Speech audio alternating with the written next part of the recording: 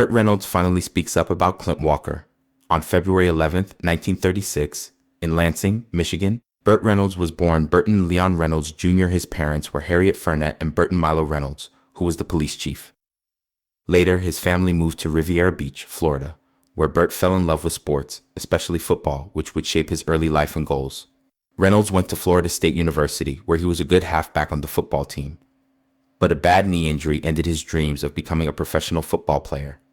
This moment would change his life forever and lead him to acting. After a brief time in junior college and some years of not knowing what to do with his life, a teacher told him to go into acting. That support was the spark that started Burt Reynolds on his way to fame. It wasn't easy for him to get started in acting. In the 1950s, Reynolds had a hard time and only got small parts on TV shows like Gunsmoke and Riverboat. His tough looks and deep voice made him a perfect fit for westerns. Hollywood didn't see him as more than just a pretty face right away, though. He became famous in the late 1960s and early 1970s with roles in movies like Deliverance 1972, where he gave a raw, powerful performance that showed how deep and intense he could be as an actor. The movie did well at the box office and with critics, which proved that Reynolds was a serious actor who could do more than just charm. Burt Reynolds was at the top of his game in the 1970s. He became the ultimate American movie star with hits like Smokey and the Bandit 1977, The Longest Yard 1974, and Hooper 1978. He was a symbol of rebellious confidence and good-natured masculinity. His trademark mustache, devilish grin, and confident swagger were the hallmarks of a time when movie heroes didn't take themselves too seriously. People loved him because he was real and easy to talk to. He could make you laugh 1 minute and break your heart the next. In addition to his roles in action and comedy, Reynolds also showed that he could do dramatic work. His role in Deliverance is still one of the best of his career, and his later role in Boogie Nights 1997 earned him an Academy Award nomination for Best Supporting Actor. He played Jack Her in Boogie Nights, a complicated adult film director whose mix of fatherly love and bad morals showed off Reynolds' mature, layered acting skills. A lot of people thought it was a turning point in their careers, evidence that he was a real actor with a lot of emotional depth behind his tough, playful exterior. Reynolds also had problems with money and his career along the way. In the 1980s and 1990s, he had health problems, went bankrupt, and had trouble at the box office. But he stayed strong and kept coming back to the screen and stage with humor and humility. He kept acting well into his later years, often teaching younger actors and appearing in independent films that showed how magnetic he still was. Burt Reynolds' personal life was often as colorful and dramatic as the parts he played on screen.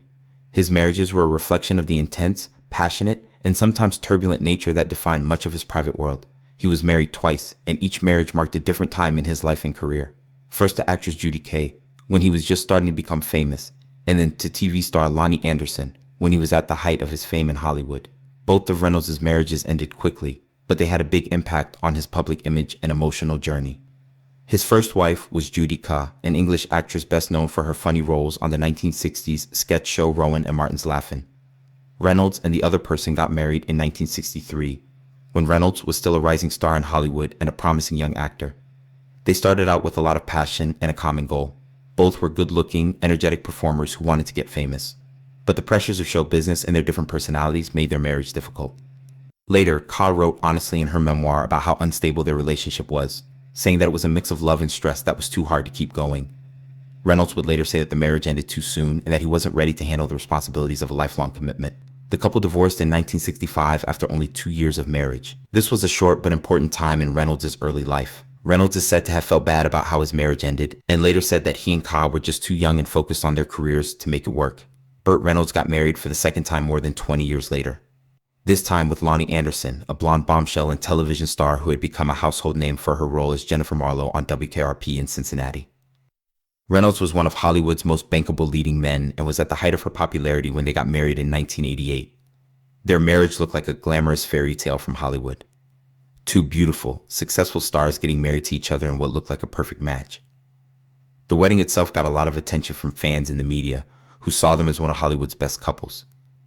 But behind the smiles and red carpet appearances, the marriage was anything but happy. Reynolds and Anderson were both strong-willed people with busy lives and careers. Rumors of problems soon started to spread. Reportedly, problems with money, work stress, and accusations of cheating on both sides put a strain on the relationship. The marriage started to fall apart in the early 1990s, and in 1994 they got a very public and bitter divorce.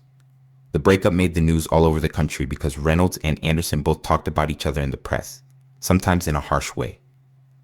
Reynolds later said that the divorce was one of the hardest things he had ever been through, both emotionally and financially. He said that Anderson cared more about money and fame than love.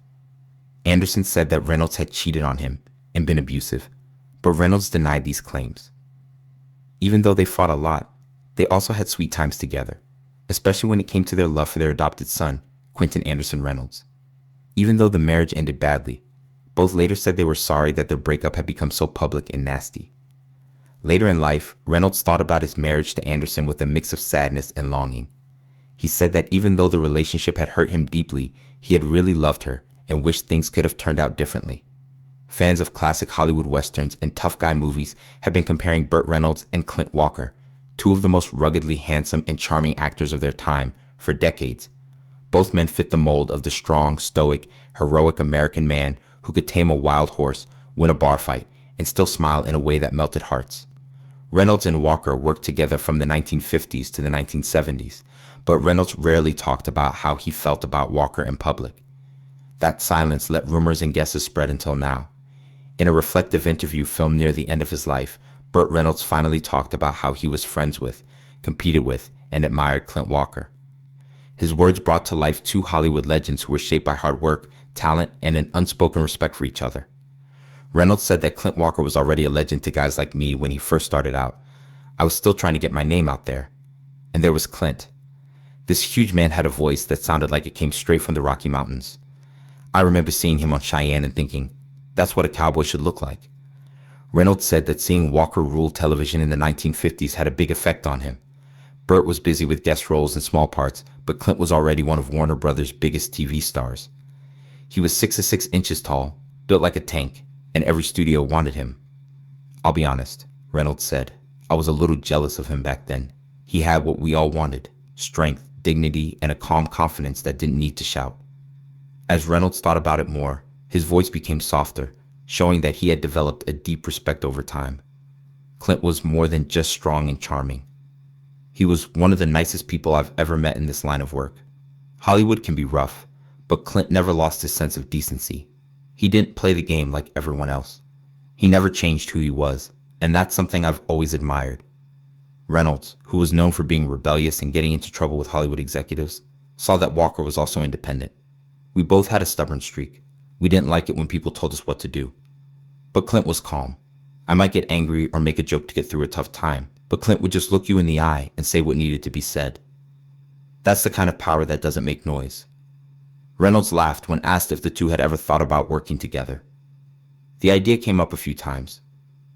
We joked about making a Western together, he said. He would be the straight arrow hero, and I would be the smart-mouthed deputy who gets into trouble.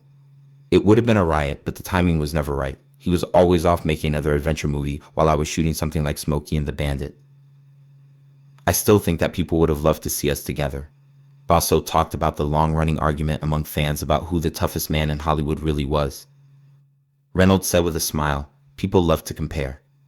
They would ask, who would win in a fight, Clint Walker or Burt Reynolds? I'll be honest with you. Clint could have broken me like a twig if he wanted to, but he didn't. That wasn't him. He didn't have to prove anything to anyone. Just being there said it all. Reynolds then remembered the few times they had met socially. We met a few times over the years, like at award shows and charity events. He always said hello to me like an old friend. There is no ego, no competition, just real warmth. You don't forget that in this line of work.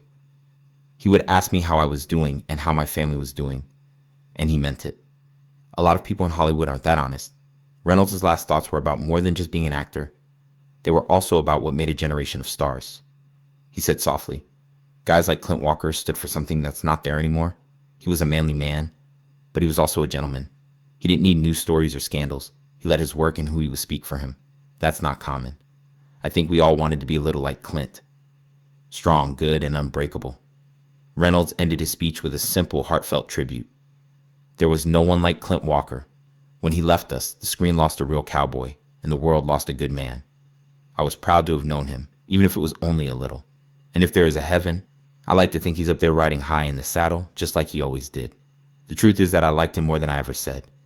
People should probably know that Burt Reynolds died of a heart attack at the Jupiter Medical Center in Jupiter, Florida on September 6, 2018, when he was 82 years old. His death marked the end of an era in Hollywood. He was a man who defined American masculinity for a generation with his charm, humor, and rugged good looks. In the weeks before his death, people who knew him said that he had been having trouble with a number of health problems that had been bothering him for years. For example, he had heart problems that required him to have bypass surgery in 2010. Reynolds had stayed positive even though his health was getting worse. He still talked about upcoming projects and how much he loved acting, a passion that had never faded even after 6 decades in the business. Fans all over the world were shocked when he had a heart attack. Many of them had grown up watching him in classic movies like Smokey and the Bandit, Deliverance, and Boogie Nights. He died peacefully in the Florida town where he had lived for many years. He loved that town for its quiet, sunny weather and distance from the noise of Hollywood. As he had asked for privacy in death, much like he had asked for peace in his later years, the arrangements for Reynolds' funeral were made with respect and care. Lonnie Anderson, his ex-wife and an actress, and their adopted son, Quentin Reynolds, were in charge of planning a private memorial service. Even though Burt and Lonnie's marriage had been rocky in the past, Anderson put that behind him to make sure Reynolds got a send-off that honored his legacy.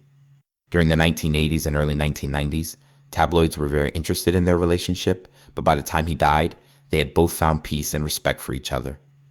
Anderson is said to have wanted the ceremony to be simple, heartfelt, and private, like Reynolds, instead of a big Hollywood show. On September 20th, 2018, a private memorial service was held at a funeral home in North Palm Beach, Florida.